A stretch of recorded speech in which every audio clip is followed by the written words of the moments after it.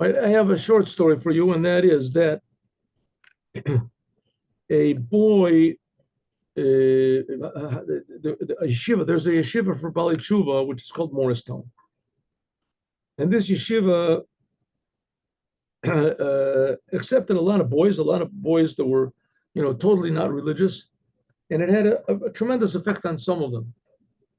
That some of them, they read Chassidut, and it just, they realized that the truth of God, the truth of the Torah, the truth of Judaism, the truth, and some of them, very early in their religious career, they went out and did mitzvahim, especially on Fridays. They would put tefillin on people. Some of them, they would only have been religious themselves like a half a year or whatever. So once there was one of these boys that he went out, and everybody in the table knew who this was. I didn't learn in Morristown, so I didn't know who it was, but they knew who it was. That he went down. He was a very simple fellow.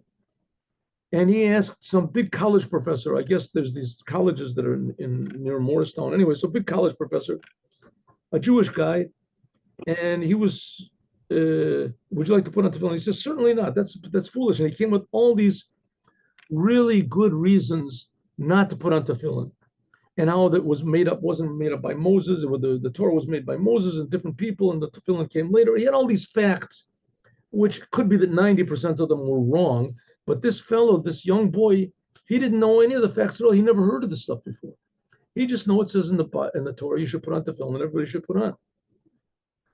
So everything that he said, this young fellow said, is he brought like 10 reasons why it was wrong. You don't even know history, you don't know anything, you don't know what Judaism is.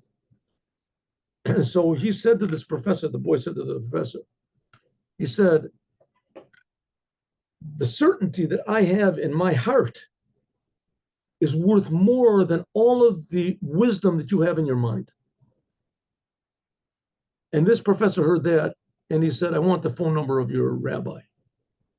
It stopped him completely. He gave him the number, and he called up Rabbi Lipsker, who was the head, called up. I don't know what happened afterwards, but I know that it made a tremendous impression on him, this argument.